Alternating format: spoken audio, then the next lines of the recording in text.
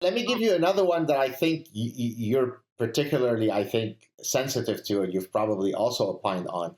So the die religion, which stems from identity politics, another idiopathic. Die is the acronym for diversity, inclusion, and equity. That is such a dreadfully bad parasitic idea because it really removes. So let's again speak in the context of academia, but it could apply to other contexts. It could apply to HR departments, human resources department. Yes.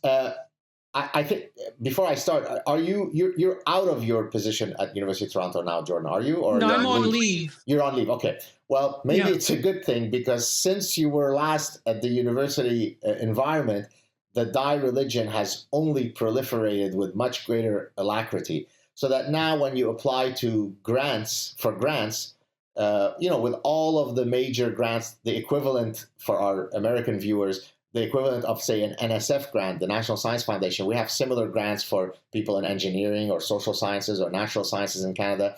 You have to have a die statement that basically says, what have you done in the past to advance die causes? What will you do if you get this grant? If this grant were granted to you, how would you uphold die principles? And there is a colleague of mine, a physical So that's chemist. for SHRC and NSERC and the medical research grants, eh?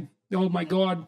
Exactly. So yeah, that's unbelievable. A physical chemist at one of our mutual alma maters, McGill University, maybe I've given too much information here, was denied a grant because it didn't pass the die threshold. Right? In other words, it didn't matter what was the substantive content of his grant application, the scientific content.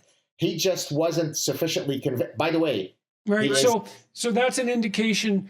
That's a situation where the elevation of that particular ideological game, that's been elevated over the game of science. Exactly. Now, that would be fine if they were both games, but science isn't a game, right? It's a technique for solving genuine problems. Science is what allows you and I, friends that haven't otherwise seen each other physically for many years, to reconnect today and have a fantastic conversation as if we were sitting next to each other. It's science that did that. It's not postmodernism. It's not booga booga. It's not indigenous knowledge. Now, again, people think, let me mention what I just said now, indigenous knowledge. Yeah, people will think, that's racist, that's hateful.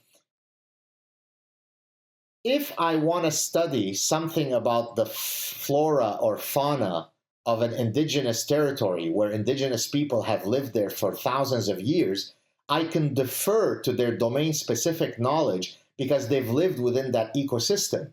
So specific knowledge about a particular phenomenon could be attributed to Group A knowing it more than Group B. That's what ethnobotanists do. Exactly. But the epistemology of how I study the flora or fauna, how I adjudicate scientific issues within that ecosystem, there isn't a competition between the scientific method and indigenous way of knowing. There is only one game in town. It's called the scientific method. Yeah, well, that's what knowing is. That's the thing. That's why there's only one game, is because there's as soon as we use the word knowing and we apply it in a domain that would pertain to indigenous knowledge and a domain that would pertain to science, as soon as we use the uniting word knowledge, we're presupposing that knowledge is one thing. And knowledge has to be something like the use of abstractions to predict and control. The use of abstractions to predict and control. It's as simple as that. And you could be predicting and controlling all sorts of things, but you act in a manner that is intended to produce the outcome that you desire. And the better you are at that, the more knowledge you have. Right.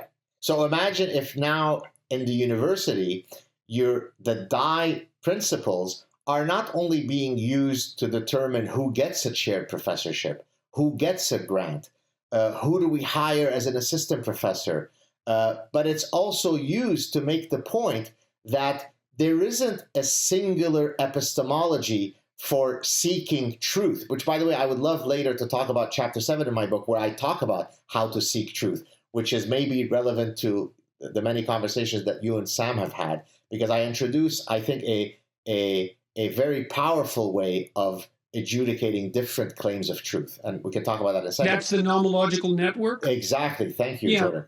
So we can talk about that if you want later. But I mean, look, imagine how grotesque it is to teach students that, I mean, is there a Lebanese Jewish way of knowing? Is there a green-eyed people way of knowing? Is there an indigenous way? The distribution of prime numbers is the distribution of prime numbers irrespective of the identity of the person who is studying the distribution of prime numbers. Isn't that what liberates us from the shackles of our personal identities? You know what? You can say that, and you can still say that people use knowledge to obtain power. So that's a primary postmodernist claim. People use knowledge to obtain power. Now, that gets exaggerated into the statement that people only use knowledge to obtain power, and that's all that's worth obtaining. And then, of course, that becomes wrong because both of those claims are too extreme. But even in science, you can criticize science and the manner in which science is practiced by saying, well, scientists are biased and self-interested just like all other people, and they're going to use their theories to advance themselves in the sociological world. Yes. And then you can be skeptical of their theories for exactly that reason. But then you also have to point out that, well, scientists have recognized this, and just like the wise founders of the American state put in a system of checks and balances, scientists have done the same thing and said, well, because we're likely to be blinded, even when making the most objective claims about reality that we can, we're likely to be blinded by our self-interest. So we'll put scientists into verbal competition with one another to help determine who's playing a straight game. And so the checks are already there. And which is to say that you can adopt much of the criticism that the postmodernists level against the scientific game without throwing the baby out with the bathwater. Exactly. You still say, well, despite all that, despite the human nature, despite the primate nature of the scientific endeavor and the jockeying for position that goes along with it, there's still a residual that constitutes progressive expansion of the domain of knowledge. Well, so when you're talking about the checks and balances, that replication is something that is central to the scientific method, that is second nature in physics or chemistry or biology, but not in the social sciences, is where the social sciences fail. Now, obviously, you know about the reproducibility crisis and so on. I mean, I was always less pessimistic about that than everyone else, or not everyone, but most people, because I always assumed that 95% of what I was reading wasn't reproducible, and that we were bloody fortunate if we ever got 5% of our research findings right. It's still 5% improvement in knowledge. If that's an annual rate, let's say, that's an unbelievably rapid rate of knowledge accrual. And if 95% of it is noise, well, c'est la vie. It's not 100%. But by the way, that's one of the things that I love so much about evolutionary psychology, which might allow us to segue eventually into nomological networks, is many of the phenomena that evolutionists study, by the very nature of, for example, there being human universals, it forces you to either engage in a conceptual replication or rather a direct replication of that phenomenon. So, for example, if you want to demonstrate that facial symmetry is one of the markers that are used when deciding that someone is beautiful, I can demonstrate that in 73 different cultures. Right.